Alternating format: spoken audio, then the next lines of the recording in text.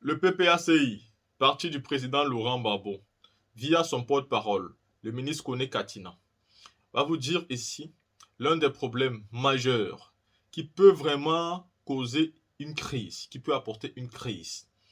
Ce problème est l'amnistie, non seulement du président Laurent Gbagbo, mais de tous les anciens détenus de la crise post-électorale et la crise électorale de 2010-2011. Le porte-parole du PPACI, le ministre Kone Katina, tient à rappeler que ce sont là les clauses du dialogue politique qu'a eu lieu le gouvernement et l'opposition. Il faut amnistier tout le monde. Et cela n'est pas négociable. Il faut que tous ceux qui sont revenus d'exil soient réintégrés à leur poste, des magistrats, des policiers, des militaires. C'est aussi ça la réconciliation. Et c'est important de le dire au camp d'en face. Parce que si cela n'est pas fait, il y aura toujours un goût d'injustice. Et s'il y a un goût d'injustice, alors il y aura toujours certainement un goût de revanchard. La team, ceci étant dit, je vous laisse écouter le porte-parole Kone Katina sur ce sujet précis. Écoutez-le. C'est une partie à l'égard de ce monsieur. Et le PPACI demande et continue à demander que les magistrats et tous les autres corps judiciaires qui ont été sanctionnés puissent retrouver les postes. Ça fait partie, eux aussi, parce que dans l'accord tripartite signé par l'État du Côte d'Ivoire, les ACR et l'État qui accueille les réfugiés,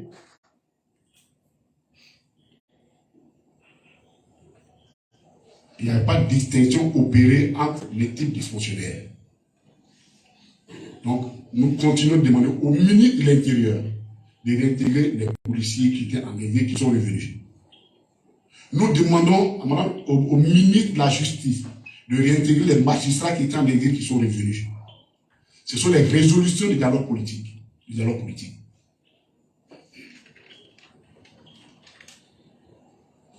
Autre point, c'est la question de l'amnistie du président Laurent Gbagbo. Même pas le président Laurent Gbagbo, la question de l'amnistie. Une des résolutions, c'était de prendre une loi d'amnistie pour corriger les injustices qui ont été faites à toutes les personnes qui ont été abusivement condamnées et privées de leurs droits civiques. Le chef de l'État a fait une grâce. Nous sommes largement revenus là-dessus. Ce n'est pas ce que nous avons demandé. En tout cas, il nous faut trouver un mécanisme pour pouvoir corriger ces erreurs et permettre, comme l'a souhaité le dialogue politique, à ces personnes-là de revenir et de réintégrer une vie normale. C'est une des résolutions du dialogue politique. Maintenant, s'il y en a qui contestent ça, nous avons les documents du dialogue politique, on va les publier.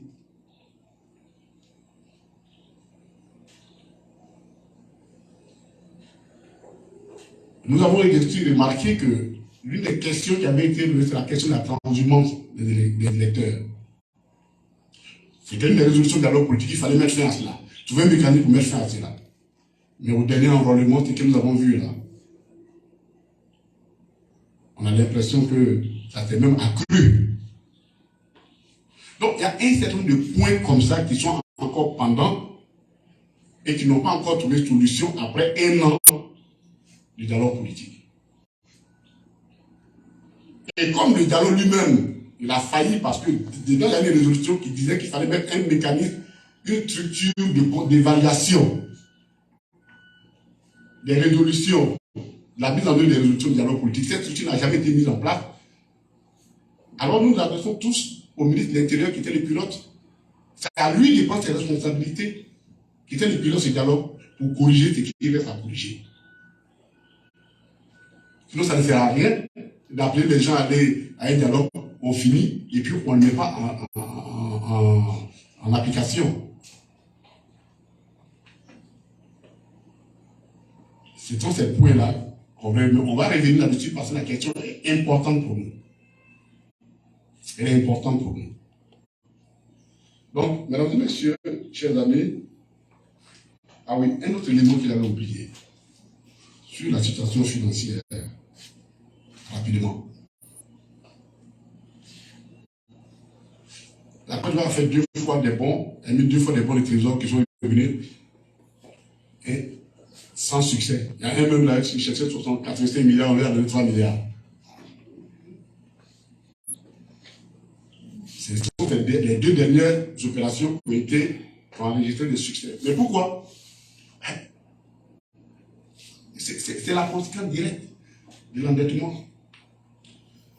La Côte d'Ivoire ne peut plus avoir accès au marché des capitaux des eurobonds. Il ne peut plus. Et d'ailleurs, c'est pourquoi le FMI donne ce mécanisme-là. Ce mécanisme-là, quand on se le donne, c'est-à-dire que ton état de maladie, ton état de santé est tel que tu n'as pas le droit d'aller sur le marché des capitaux. C'est comme si tu dis, bon, tu as la tuberculose, toi, il ne faut pas aller dans le public. Donc, l'État se rabat sur le marché local, c'est-à-dire le marché régional, en mettant des bons. Il se trouve que on n'est pas les seuls malades. On est nombreux à être malades, on se retrouve chez le même pharmacien.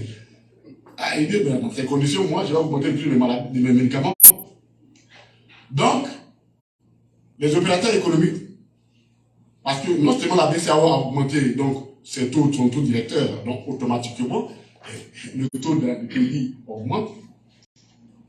Et les opérateurs disent, mais la Côte d'Ivoire, ces 2 premiers points, on fait dit, on vous donne 5%. Bien de l'entendre. C'est toi qui as des problèmes, c'est pas nous. Nous, c'est 6% au moins pour rien. Évidemment, la Côte d'Ivoire n'a pas le choix. Les derniers trucs ont dû, ça a eu du succès parce qu'ils ont été obligés de rémunérer les taux à 10,45%, ce qui est déjà très élevé. Ce qui est déjà très élevé. Quand nous parlons de la question de la dette, il y a des gens qui pensent que c'est parce que nous sommes qu'on ne les aime pas, mais on n'a pas besoin de vous aimer. On parle d'une situation qui engage tout un pays. Et aujourd'hui, tout le monde se rend compte qu'effectivement, nous sommes en train de nous inquiéter. Ce matin, j'étais en train de lire que le ministre de l'économie et des Finances, actuellement, il était à Washington il n'y a pas longtemps, mais il doit être encore, demande qu'on trouve une solution pour éviter une crise de la dette. Le ministre de l'économie et des Finances de Côte d'Ivoire, qui lance un cri de cœur.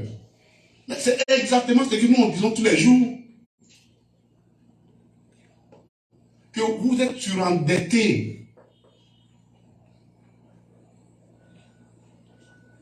En moins de 10 ans, vous avez reconstitué, vous avez multiplié le stock de la dette par 4.